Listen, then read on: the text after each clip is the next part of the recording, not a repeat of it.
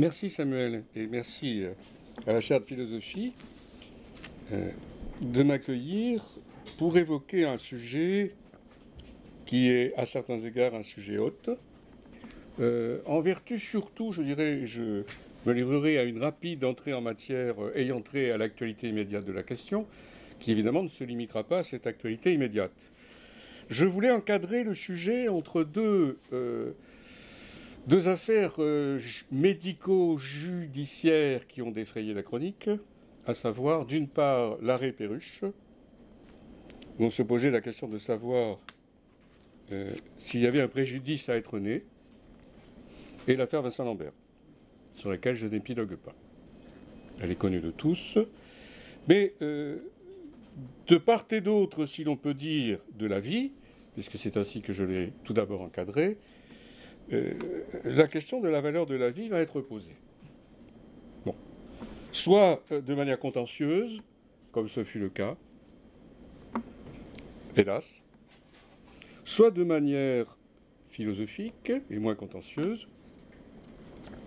La valeur de la vie est de toute façon une question controversée, parce qu'on pourrait commencer par se demander si la question mérite véritablement d'être posée, puisque la vie, à proprement parler, peut-elle recevoir la moindre valeur et en quel sens? Bon. Alors j'ai tenté de discerner plusieurs acceptions de la vie et de la valeur, tout d'abord, pour ensuite creuser davantage les acceptions différentes de la notion de valeur, pour m'acheminer vers une conclusion où je m'interrogerai sur la possibilité de donner tout de même, et en quel sens, une valeur à la vie. Bon. Je ne voudrais donc pas demeurer dans ce qu'on appelle en philosophie une aporie, hein. Mais enfin, l'aporie risque de durer longtemps. Commençons par le concept de valeur. Quelle valeur la vie est-elle susceptible de recevoir?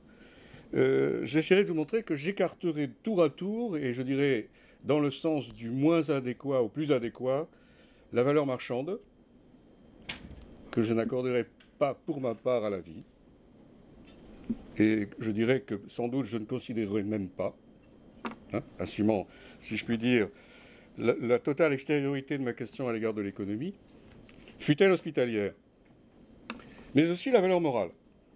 Bon. J'essaierai de m'acheminer vers un autre sens de valeur qu'on pourrait appeler valeur vitale. Cela existe-t-il? Et faut-il le mettre au singulier ou au pluriel? Y a-t-il des valeurs vitales? Bon, à vrai dire, ce sera le cœur de la question. Alors maintenant, considérons de plus près la vie sous plusieurs angles.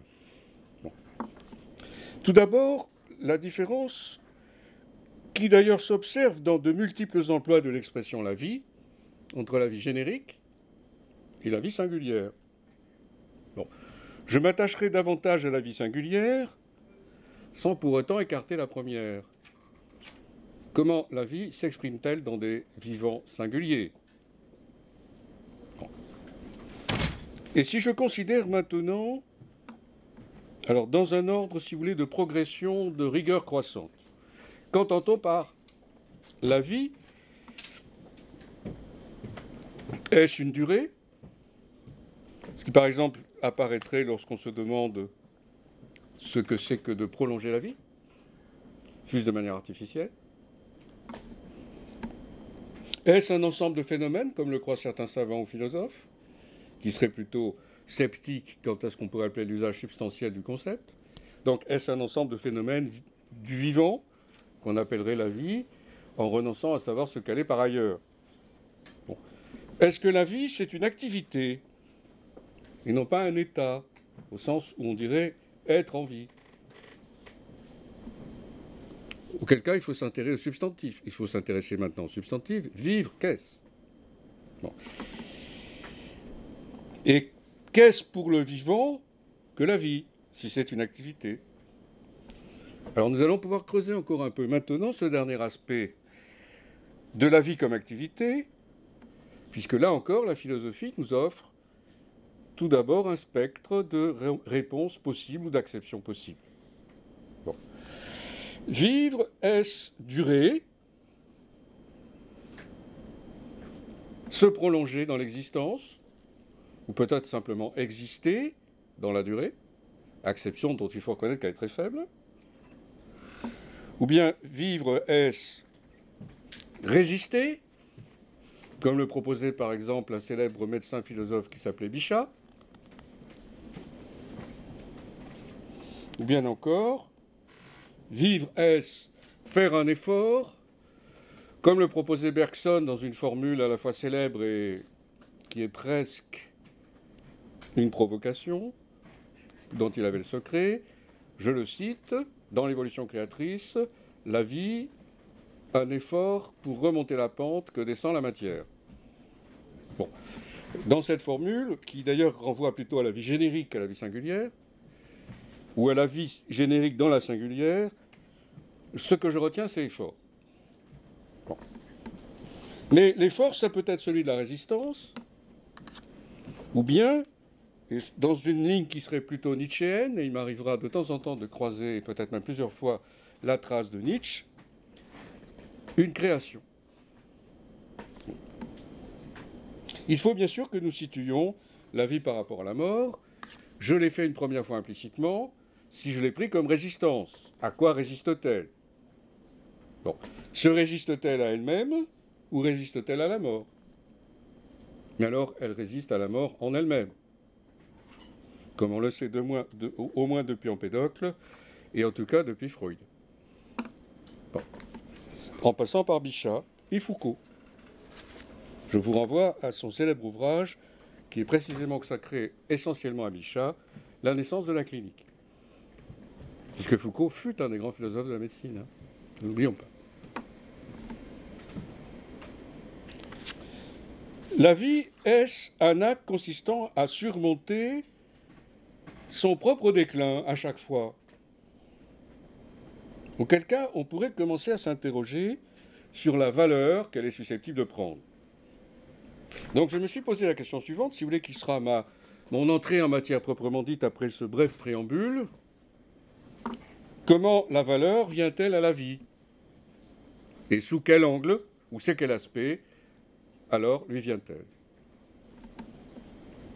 Mais encore, la vie est-elle un objet possible d'évaluation? Pour qui et par qui? Et là, la question redevient brûlante, parce qu'une des questions est de savoir s'il sied à quiconque n'est pas le vivant lui-même, ou le sujet humain vivant, d'évaluer la valeur de cette vie, qui n'est pas la sienne. A-t-on le moindre titre à décréter la valeur d'une vie, pour qui, par exemple, serait hors d'état de le faire pour lui-même? Vincent Lambert, pour ne pas le nommer. Je ne plaiderai pas pour la légitimité d'une décision extérieure en ce qui concerne la valeur de la vie de quelqu'un. Le point, c'est que nous sommes maintenant face d'un dilemme. C'est le dilemme de Nietzsche, qui va se formuler deux fois. Donc, si vous me permettrez, c'est toujours un plaisir de le citer maintenant. Tout d'abord, dans le Crépuscule des idoles, dans un texte intitulé, un chapitre intitulé Le problème de Socrate. Je renvoie au deuxième texte à l'intérieur de ce chapitre. Des jugements sur la valeur de la vie, dit Nietzsche, ne peuvent jamais, au bout du compte, être vrais. Ils n'ont de valeur que comme symptômes. Alors, il ajoute, c'est l'un de ses derniers ouvrages et donc l'un des plus acérés, en soi, ces jugements ne sont que des âneries. Nous sommes avertis. Bon. On doit absolument étendre la main pour faire la tentative de saisir cette finesse étonnante. Alors maintenant, en italique dans le texte, que la valeur de la vie ne peut être appréciée. Et le rapport entre prix et valeur sera l'objet du premier volet de cette conférence. Il apparaît en effet ici, tout d'abord, et à juste titre, sur la plume de Nietzsche. Pas par un vivant. Et voilà maintenant le dilemme qui s'avance. Parce qu'il est parti, au sens où l'on dit juge et parti, vous allez le voir, parti au procès, et même objet du litige et non pas juge. Pas par un mort, pour une autre raison. Donc, la valeur de la vie ne peut être appréciée ni par un vivant, ni par un mort. Bon. Le second dilemme est plus précis. Et cette fois-ci, je l'emprunte à son Zarathustra.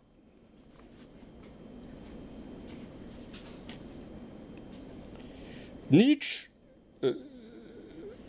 commence à creuser son contentieux avec un philosophe auquel il a tout d'abord accordé un grand crédit, à savoir Schopenhauer, qui s'est lui-même déjà posé la question de la valeur de la vie. Bon. Et Nietzsche oppose à la formule célèbre de Schopenhauer « vouloir vivre »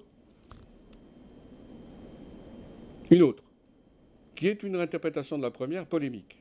Je cite le Zarathustra dans le chapitre qui s'intitule « De la victoire sur soi ». Voilà le secret que la vie m'a confié. Voix, m'a-t-elle dit. Bon, le Zarathustra est plus lyrique que d'autres textes de Nietzsche. Hein. Ne soyez pas étonnés du style. Je suis ce qui est contraint de se surmonter soi-même à l'infini. Il faudrait s'interroger sur la nécessité de ce surmontement. En allemand, Überwindung. Ce qui n'existe pas, rétorque-t-il à Schopenhauer, ne peut pas vouloir exister. Et comment ce qui existe pourrait-il encore vouloir exister? Donc le vouloir exister n'a de sens ni avant qu'on ne vive, ni pendant.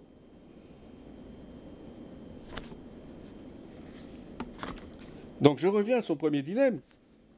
La valeur de la vie pourrait bien sembler, d'une certaine façon, être impossible à estimer, dans la stricte mesure où il n'y aurait personne pour le faire. Quelqu'un d'extérieur ne serait pas légitime, et quant aux vivants, il ne serait pas en mesure de le faire non plus. Bon, alors, pour sortir de ce mauvais pas, ou de cette ornière, il faut reposer la question autrement. La valeur de la vie s'estime à chaque moment. Et c'est un paradoxe et une difficulté. Parce qu'il faudrait que la vie fût tout entière en l'un quelconque de ces moments pour se voir accorder une valeur d'ensemble. Et là, on a presque une contradiction dans les termes. Est-ce que la vie vaut plus ou moins selon qu'elle dure? Donc je vais commencer par éliminer ce critère, si vous voulez. Est-ce que vivre plus longtemps, c'est accorder à sa vie plus de valeur? Qui ne voit l'absurdité d'une pareille position, même si les vivants sont enclins par ailleurs à s'en persuader? Je ne fais pas exception. Bon.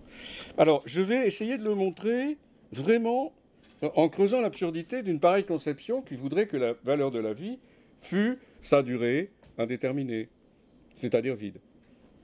On ne se poserait pas la question de savoir ce qu'on y fait, mais le temps qu'elle pourrait durer. Alors on pourrait concevoir qu'il soit indéterminé, comme le veulent par exemple, dans leur grande naïveté, ce qu'on appelle les transhumanistes.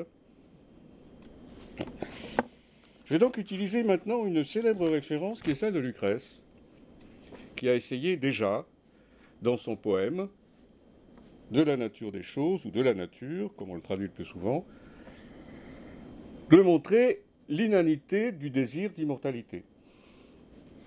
Bon. C'est un célèbre passage du chant 3, qu'on appelle la prosopopée de la nature.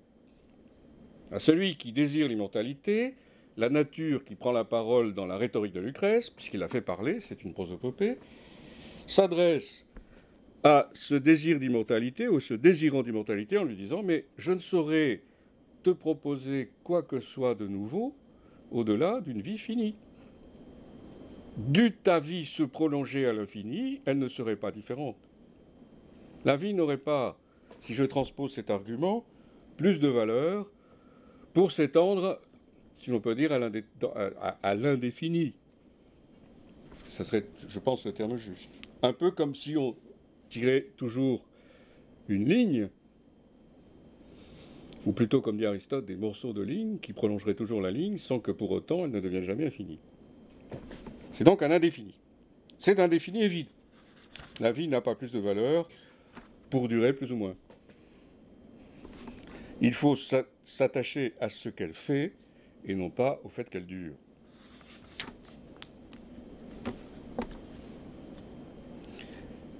Considérons un autre point qui peut avoir, je crois, une importance réelle sur la question, ou pour la question.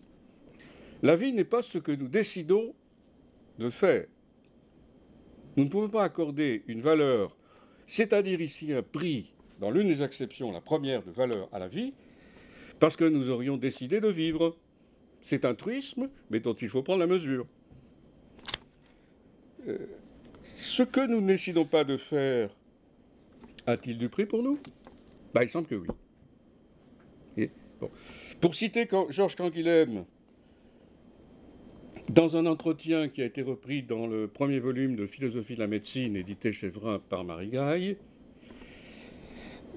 comme donc le disait Georges Canguilhem, nous sommes engagés, nous avons à tenir compte de ce qu'on pourrait appeler cette contingence, si vous voulez. Et contingence ne veut pas dire hasard. Hein, c'est-à-dire que cela survient. La vie est contingente. Pour nous. Est-ce à dire que sa contingence entraîne son absence totale de valeur? Ce que certains philosophes, en effet, n'hésitent pas alors à déduire ou à conclure. Ce que nous n'avons pas décidé, faut-il que nous y attachions du prix, plutôt qu'à ce que nous faisons à proprement parler dans la vie, c'est-à-dire nos actes. Mais la vie n'est pas l'un de nos actes. N'y a-t-il pas plus d'importance à ce que nous faisons dans cette vie qu'au fait de vivre? Mais qui peut dire que sa vie n'a pas de valeur? Ne fût-ce que précisément parce que c'est ce qui lui permet d'agir. Est-ce qu'alors elle a une valeur, si l'on peut dire, de manière corrélative ou par voie de conséquence? Si elle me permet d'agir, alors elle a de la valeur, mais elle a une valeur moindre que mes actions elles-mêmes. Et si mon action ultime consiste à me sacrifier, alors a-t-elle de la valeur? Ou plutôt, c'est une question qui est apparue dans la discussion éthique contemporaine, est-ce la valeur suprême, s'il en a une? Je vous rappelle un célèbre slogan qui avait d'ailleurs suscité la réflexion des philosophes. C'était à l'époque où l'Union soviétique existait encore, de même d'ailleurs que la RDA, et où le slogan disait « plutôt rouge que mort ». Je ne sais pas si ça vous dit quelque chose. « Better red than dead ». Mais alors, quelle est la valeur suprême? La vie elle-même. Mais à quel titre? Comme simple fait. La vie, comme simple fait, peut-elle se voir accorder une valeur? C'est l'une de nos questions les plus redoutables. Comment en est-on arrivé à accorder à la vie comme simple fait la plus haute valeur? N'est-ce pas un étrange renversement des valeurs? Ou peut-être une table rase des valeurs? Ou bien un autre concept de valeur? Alors, entrons précisément dans le détail de l'examen de la valeur. Je vais donc tout d'abord prendre la vie comme valeur, c'est-à-dire prix. Qu'est-ce qui peut, après tout, m'autoriser à dire que la vie n'est pas de prix?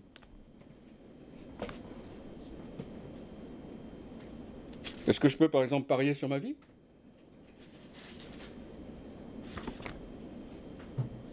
Mais alors, est-ce que ça signifie que précisément je ne lui accorde aucun prix?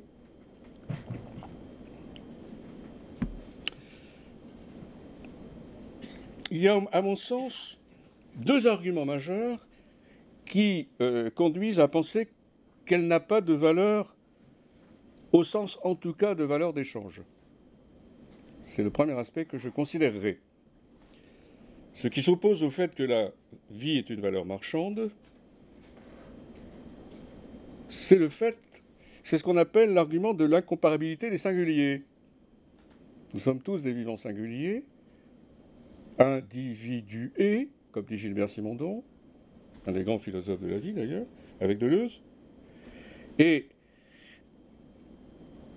précisément du fait que nous soyons des singuliers, nous ne pouvons certainement pas élaborer la moindre comparabilité qui nous permettrait ensuite d'édifier une valeur d'échange.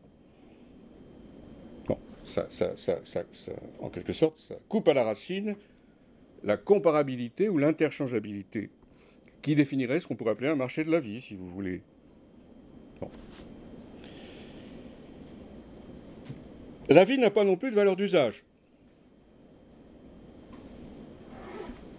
Je ne fais pas usage de la vie. Elle ne m'est pas assez extérieure pour que je puisse le faire. La vie n'est pas ce dont on use, ça n'est pas non plus ce que l'on fait. Alors qu'est-ce ? Est-ce que c'est ce que l'on exerce ? Est-ce ce qui s'use en s'exerçant, ce qui justifierait et le vieillissement et la mort ? Mais est-ce une bonne conception des choses ? Parce qu'après tout, tant que l'on vit, on surmonte. Et l'idée d'usure et de vieillissement est en fait, me semble-t-il, l'arbre qui cache la forêt. La vie est une activité.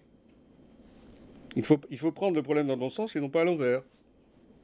Vivre, c'est se surmonter pour la vie elle-même.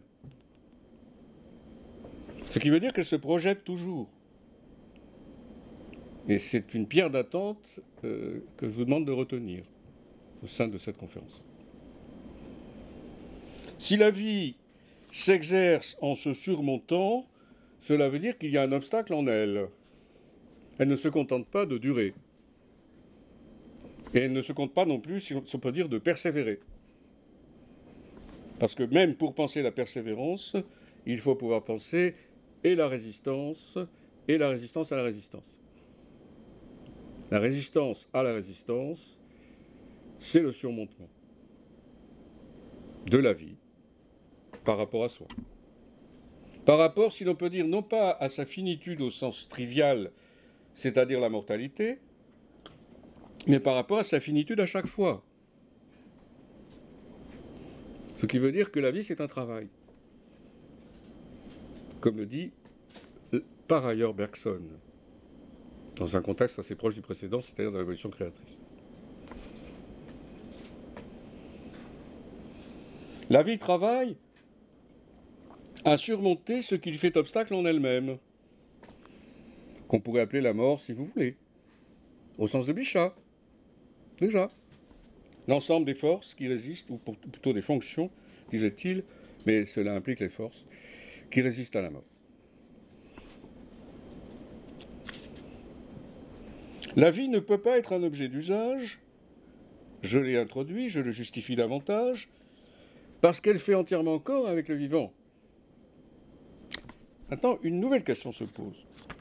Et elle va être plus redoutable, si je puis dire, pour le vivant humain, auquel je vais peut-être maintenant accorder un peu plus d'importance que je ne l'ai fait jusqu'à présent. Mais mon propos n'était pas de prendre le vivant humain comme si c'était, comme dit Spinoza, un empire dans un empire. Je n'ai pas voulu prendre la question de la valeur de la vie comme si elle était strictement humaine. Parce que même dans le vivant humain, la vie n'est pas seulement humaine. C'est ça le problème. Sinon, c'est une vision, je veux dire, non seulement anthropocentriste, mais narcissique, au sens d'un narcissisme de l'espèce. Et donc d'une illusion sur soi.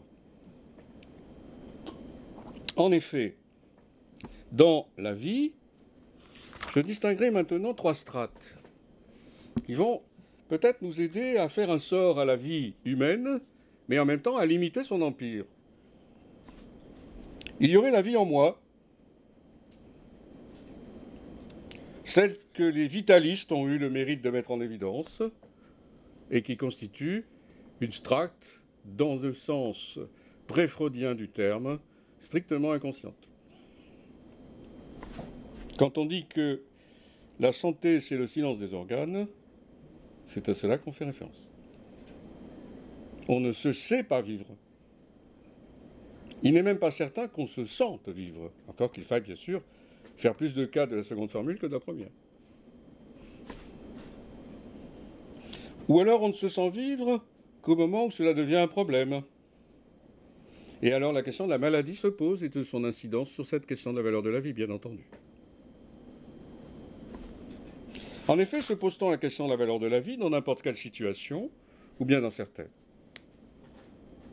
Tous les moments de la vie sont-ils également propices à la position de cette question, ou bien seulement certains, qui seraient paradoxalement privilégiés, ceux des maladies ou ceux de la dépression? Propices, précisément, à l'apparition de cette question, mais peut-être pas à sa position claire ni à sa résolution rationnelle, si tant est qu'elle soit possible. La vie serait donc une activité sourde, en moi. Mais alors, dans quel sens puis-je dire que c'est ma vie? Est-ce que je suis autorisé à le faire? En quel sens ma vie est-elle l'objet d'une appropriation par moi-même? Puis-je capter la vie et en faire la mienne? Mais qu'est-ce qui, dans la vie en moi, échappe au moi? Alors je voudrais maintenant poser une seconde question, qui n'est pas en effet sans incidence sur l'actualité immédiate dont je suis parti tout à l'heure pour la quitter le plus rapidement possible. Il n'est évidemment pas interdit d'y revenir, le cas échéant. La question de l'évaluation de la vie met en cause le primat de la conscience. Et j'ai été frappé du fait qu'on accordait à la conscience, dans la valeur de la vie, ou dans son évaluation, un prix absolument hypertrophié. Il est très singulier de voir qu'on accorde tant à la conscience, alors qu'il n'est pas certain que la philosophie le fasse. Auquel cas, il faudrait vraiment ajuster ses jugements. Estimer la valeur de la vie au nom du primat de la conscience, est-ce bien prudent et judicieux? S'il est vrai que la vie soit une activité sourde, je ne suis pas certain que la conscience en résume la valeur. Une vie plus consciente qu'une autre a-t-elle plus de valeur? Mais ce n'est pas une valeur vitale, c'est une valeur intellectuelle. Faut-il intellectualiser la vie pour en faire ma vie? Je crains que ce ne soit une position désespérée. Parce que bien des traits de nos vies échapperont à ce primat de la conscience. Ne fût-ce qu'une partie de notre vie particulièrement importante qu'on appelle la vie nocturne. Ou alors, il faut dire que même ce qui se produit dans la vie nocturne, par exemple l'activité onirique, si c'en est une, atteste le primat de la conscience aussi. Là, nous allons être dans une position encore plus difficile. Suis-je le sujet de mes rêves? Et, pour faire bon poids, le sujet conscient de mes rêves? Le démenti des faits risque de nous atteindre rapidement. Donc, s'il est vrai qu'une moitié de notre vie, comme disaient les philosophes classiques, échappe au primat de la conscience, et peut-être même de la mémoire, alors sommes-nous autorisés, lorsqu'il s'agit de la vie d'un autre, comme ce fut malheureusement le cas récemment, à dire que la conscience est le critère de la vie qui mérite d'être vécue? N'est-ce pas terriblement imprudent et surtout infondé? En tout cas, philosophiquement, ça risque de l'être. Avançons d'un pas. Si la valeur, ce n'est pas le prix, puisque maintenant, à moins de dire que la vie n'est pas de prix, le concept de prix va nous abandonner pour déterminer la valeur elle-même. Passons à un autre concept qu'on peut associer à la valeur, qui est le concept de sens. Dirais-je alors que la valeur de la vie, c'est le sens qu'elle peut comporter? Mais je reviens maintenant à ma question de tout à l'heure. Oui, à la condition que nous déterminions qui déterminera ce sens. S'agit-il d'un observateur? S'agit-il d'un juge, qui seraient tous les deux extérieurs en surplomb par rapport à ma vie, ou à la vie qui est en moi? Encore mieux, ou encore pire. Ou s'agit-il du sujet? Et alors on se retrouve devant le premier dilemme de Nietzsche. Il est juge et parti, disait-il dans le crépuscule des idoles. Il n'est pas le mieux placé pour accorder à sa propre vie son sens. Parce qu'il y a, si l'on peut dire, trop d'intérêt trop d'intérêt vital pour pouvoir le faire. Demanderait-on au sujet vivant sa vie, si j'ose dire, de se prononcer sur sa valeur, alors même qu'il est en train de la vivre? Comment pourrait-il se détacher de cette vie pour déterminer son sens ou trancher de son sens? Bon, après tout, dans ce cas-là, on pourrait dire le sens et le fait risquent fort de ne pas pouvoir se dissocier. Ou alors faut-il dire, ce sens se constitue à mesure que la vie est vécue. On aurait en quelque sorte un sens émergent, qui lui alors aurait cette caractéristique d'être corrélatif de la durée même de cette vie. Mais la vie aurait-elle d'autant plus de sens qu'elle serait plus longue? On retombe dans l'argument de Lucrèce. Il faut bien que le sens qu'elle est susceptible de comporter soit compatible avec sa finitude. Ou bien sa finitude la dépouille-t-elle de tout son sens? Une vie mortelle, c'est une vie dénuée de sens en tant que telle? Ou bien encore, une vie quelconque? Mais y a-t-il une vie quelconque? Aucune vie n'est quelconque? Toute vie est singulière dans un sens fort, c'est-à-dire non seulement individuée, ce qui est évident, mais encore acquérant une signification propre du fait d'être vécue par un singulier. Le point, c'est que ce sens, alors, risque d'échapper même à ce singulier. Ça va être totalement, si l'on peut dire, incorporé à sa vie. Il ne sera pas à même de se le formuler à soi-même. Ce sens sera un sens vital, subliminal, échappant en grande partie à la conscience, au moins à la conscience claire, non élucidable, comme si, d'une certaine façon, la vie du vivant ne pouvait avoir de sens que si elle devenait un problème pour lui. Ou bien faut-il dire, ce qui évidemment nous amène à une totale absurdité, une nouvelle absurdité, ma vie n'a de sens qu'à la fin. Paradoxe que les philosophes antiques n'avaient pas manqué de relever déjà.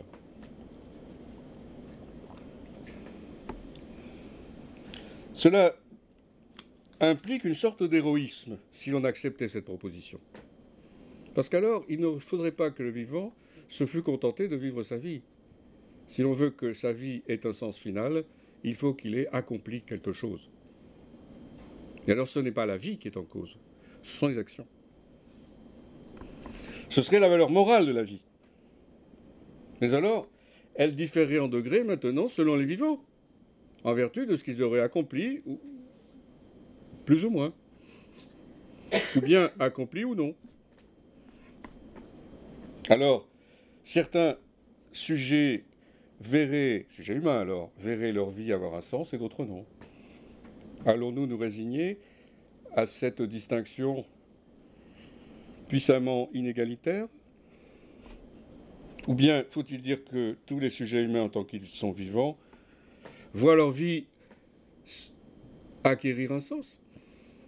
Mais à quel titre alors? Si ce n'est pas au titre de leurs actions, est-ce au titre du fait même qu'ils vivent?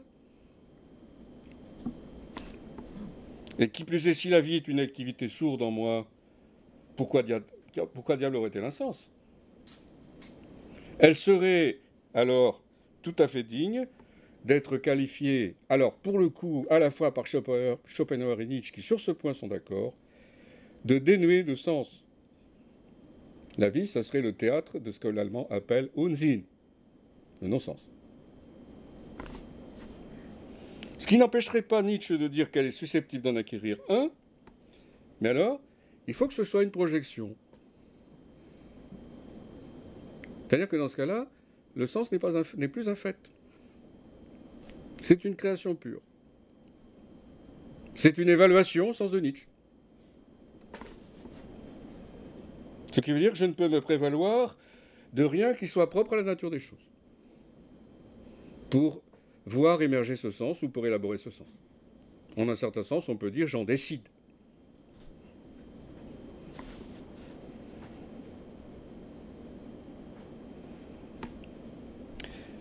Essayons donc à présent une troisième acception de la valeur. S'il est vrai que le prix et le sens n'aient pas été très prometteurs, serons-nous plus heureux avec la dernière des trois acceptions que je vous propose d'associer à la valeur, à savoir la fin, au sens du but, pas la fin au sens du terme. Parce que là, nous en avons parlé, il faudra y revenir, à savoir la mort. Bon. Si la fin de la vie ne se trouve pas être la mort, en ce sens que la mort serait son but, ce que personne de sensé n'avancera, comment pourrait-on concevoir pour la vie une fin? À quelle fin est-elle censée répondre? On ne peut certainement pas dire... Enfin, bien sûr, certaines conceptions anciennes ont été proposées. Je ne les retiendrai pas, mais je les évoque. Bon. Il y a des philosophies antiques également, la platonicienne et la stoïcienne, par exemple, et le christianisme n'a pas été sans reprendre cette conception, qui ont fait de la vie une mission. Nous sommes envoyés en mission, dit Platon. Bon. Le platonisme reprendra assez constamment dans l'Antiquité cette conception. Vous voyez Plotin, par exemple. Ou bien encore, c'est une tâche. Nous sommes des soldats sur le front, disent les stoïciens. Sénèque, par exemple. Bon. Donc la vie a une fin, mais ce n'est pas nous qui l'avons déterminée. C'est d'ailleurs pourquoi, comme vous le savez, cela entraîne une conséquence majeure en matière d'éthique, à savoir que nous ne pouvons pas disposer de cette vie, puisque nous sommes en mission. Donc nous ne pouvons pas y mettre fin, en vertu même de cet argument. La vie ne nous appartient pas, dans ce cas-là. Bon. Donc nombre de traditions dont nous sommes en quelque sorte à notre corps défendant éventuellement les héritiers, ont assigné à la vie, qui est la nôtre, une fin qui lui est extérieure, en quelque sorte une autorité sur cette vie, qui remplira plus ou moins cette fin, mais qui en tout cas, en quelque sorte, saurait ce qu'elle a à faire. Bon. Donc l'appropriation de la vie est un vrai problème, comme on le voit ici. Dire « ma vie, est-ce ma vie ?» Pardonnez-moi, ici, ça n'est pas vraiment le cas.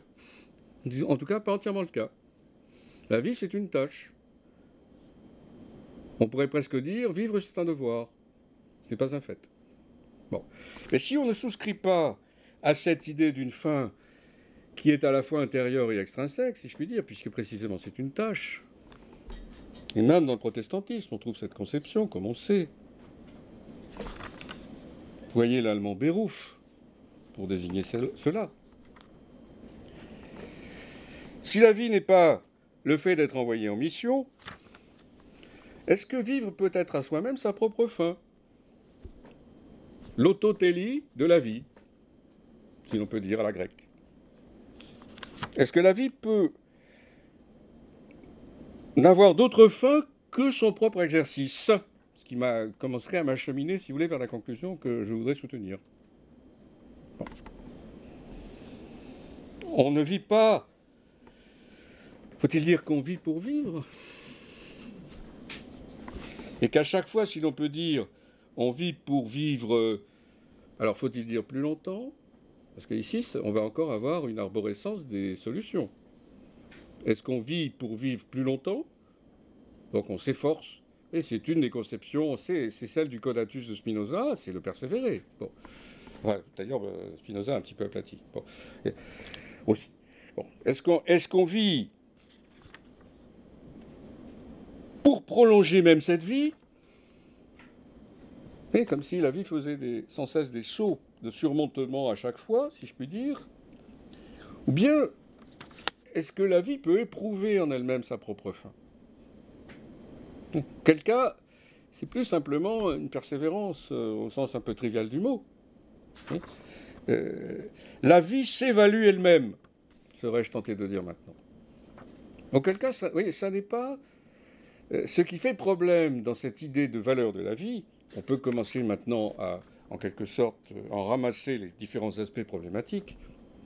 C'est le fait qu'elle ne puisse être comparée à rien.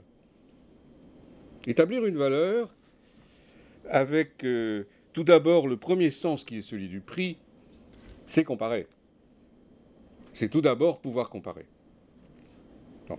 Or, la vie ne se compare à rien, ni à d'autres vies, en tant qu'elle est singulière, et irréductiblement singulière, ni à la mort, ni à ce qui la précède, l'avant-naissance, si l'on peut dire, comme disait par exemple Lucrèce ou Sénèque. Non. La vie ne se compare à aucun autre état. Il lui faut en quelque sorte s'évaluer pendant son propre cours, qui est strictement singulier. Alors imaginez qu'en plus, si on n'est pas adepte de la métempsychose, on dise qu'elle est unique, ce qui est plus fréquent dans nos contrées. Bon, au point de devenir une sorte de dogme inébranlable, le caractère unique d'une vie, d'un vivant singulier, se compare encore moins à quoi que ce soit. Puisque nous n'avons aucune possibilité de répéter cette existence pour savoir ce qu'elle valait. Prenons l'expression « mieux vivre », qui est une sorte de slogan dont l'inanité ne peut que frapper n'importe quel esprit constitué, bien constitué. Bon. Comment cela peut-il être formulé s'il est vrai que cela ne se compare à rien d'autre? Alors, qu'à un état antérieur de ma propre vie? Mais alors, il faut bien qu'elle poursuive une certaine fin. Et je veux parler d'amélioration. Ma vie est-elle un projet? Alors, ce qui est intéressant dans cette possibilité conceptuelle, dans cette position possible, c'est l'idée que la vie, si elle est sa propre fin, poursuit peut-être plus que sa propre durée, sans pour autant aspirer à l'immortalité, au sens que Lucrèce refuse aux mortels que nous sommes. Ce que la vie aspire, en tant qu'elle, sourdement, en quelque sorte, elle évalue sa fin à chaque fois, qui n'est pas un terme ultime. Vous voyez, ce que j'essaie de mettre maintenant en évidence, c'est ce qui apparaissait aussi dans la réflexion de Canguilhem, dans le normal et le pathologique. Et là, si la vie est à elle-même sa propre fin, alors, dit Canguilhem, elle est une norme pour soi. Il faut donc que la valeur et le fait, même d'une feuille de papier à cigarette, se distinguent. Même si la fin est immanente au fait de la vie, elle ne se confond pas avec lui. La valeur de la vie et le fait de la vie doivent tout de même être distingués, même si ça n'est pas une transcendance de la valeur, ce que je ne soutiens pas. Une immanence de la fin au fait de la vie nous acheminerait vers sa valeur. Mais alors, il ne faudrait pas accepter de ce fait que quiconque, en dehors de ce sujet, soit juge de cette valeur, parce qu'en vertu de cette position, c'est impossible. Nul n'est juge de la valeur d'une vie en dehors de celui qui la vit. Aucun argument technique, ni juridique, et encore moins judiciaire, ne peut nous en convaincre. Et à ce titre, il n'y a pas de pouvoir sur la vie, si ce n'est arbitrairement. Je ne nie pas son existence. Foucault est célèbre pour avoir élaboré une biopolitique, à la suite d'ailleurs de Canguilhem, de manière plus discrète. Mais enfin, la biopolitique, ce n'est pas la discipline qui accorde au sujet extérieur à la vie une légitimité dans l'évaluation de sa valeur. C'est une discipline qui étudie le pouvoir arbitraire sur la vie des vivants, c'est-à-dire la décision. Le pouvoir de vie et de mort, par exemple, qui n'est pas seulement celui de l'État.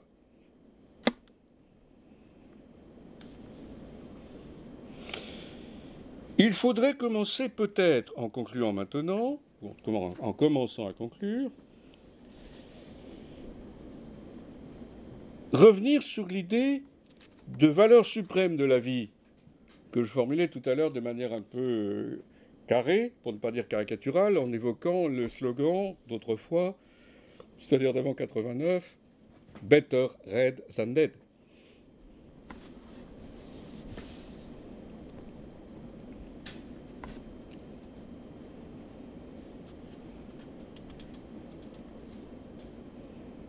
Je pense que c'est une sorte de fétichisme de la valeur de la vie, dans ce cas-là, si vous voulez. Lui accorder la valeur suprême, ce n'est pas lui accorder sa valeur. C'est la faire entrer en concurrence avec des valeurs morales, alors que le point n'est pas là. Elle n'entre pas dans une concurrence axiologique avec les valeurs morales, dans la mesure même où elle est immanente, ou plus immanente.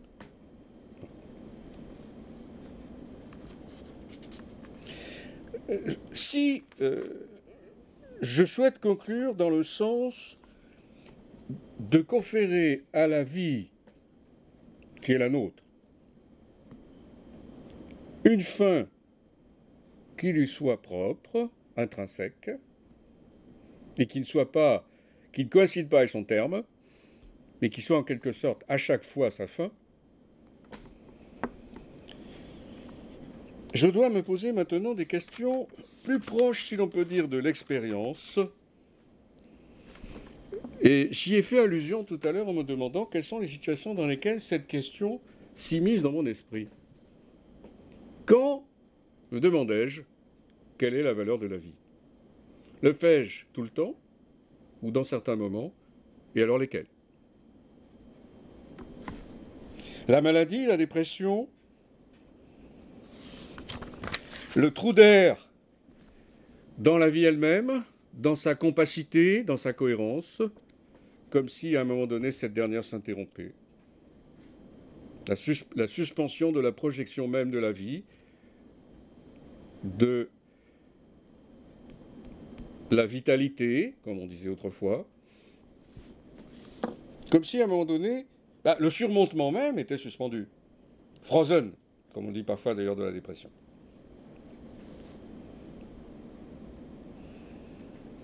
Gelé. Bon. Vous voyez, la question de la valeur de la vie n'est pas celle qu'un vivant, fût-ce nous-mêmes, se pose toujours, ni peut-être même spontanément. La valeur que le vivant accorde à sa vie, si l'on peut dire, c'est une norme silencieuse. Si elle devient une question, c'est que la vie est devenue un problème pour ce vivant. Je serais tenté de dire la question de la valeur émerge lorsqu'un problème, qui n'est pas un problème d'abord spéculatif, mais un problème vital, a émergé. Et alors cette situation même risque de fausser la solution de la question. Tel est bien le point. Parce que non seulement on est bien jugé parti, mais imaginez qu'en plus, on soit hors d'état de se prononcer froidement sur la question. Si tant est qu'on ne soit jamais capable de le faire. Mais il y a des situations où on est encore moins capable de le faire. Vous voyez, là, on n'est pas simplement jugé parti, mais on est, si l'on peut dire, trop puissamment impliqué maintenant pour qu'on puisse en décider.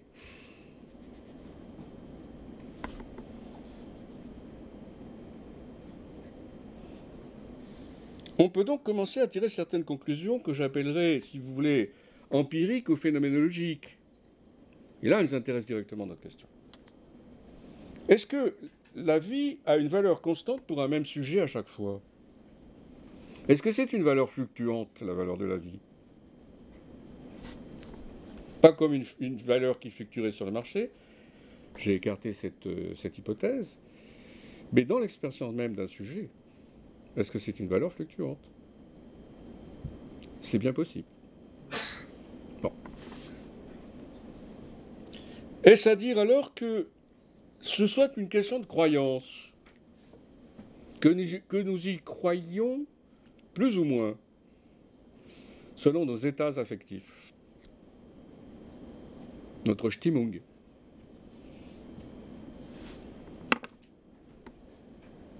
Comment pourrait-on concevoir que la vie ait toujours la même valeur pour nous, si cette valeur est une valeur éprouvée et non pas une valeur jugée?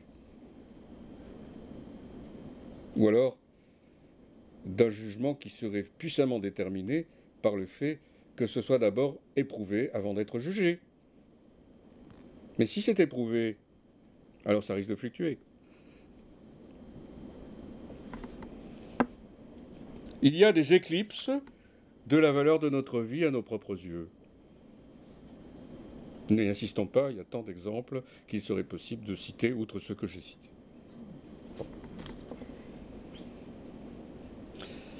La vie n'est une valeur explicite, je qualifie ma proposition, que lorsqu'elle devient un problème.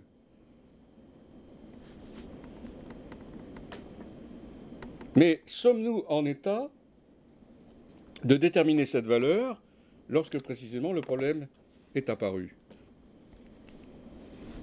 À quoi allons-nous accorder la valeur?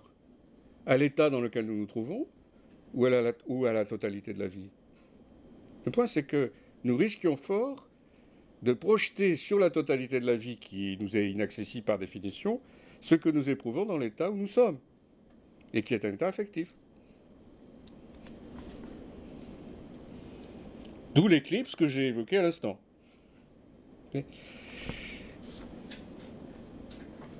Nous sommes donc maintenant devant un paradoxe qu'il nous faut assumer et pour tenter de sortir de la difficulté où nous allons être placés, et alors je conclurai. Pour accorder une valeur à la vie qui est la nôtre, il faut dépasser le fait de l'existence, ou de la pure existence, au sens où nous dirions vivre, c'est exister, ce qui est un sens possible mais pas le seul, pour évaluer la vie durant la vie elle-même. Nietzsche nous avait averti, c'est redoutablement difficile.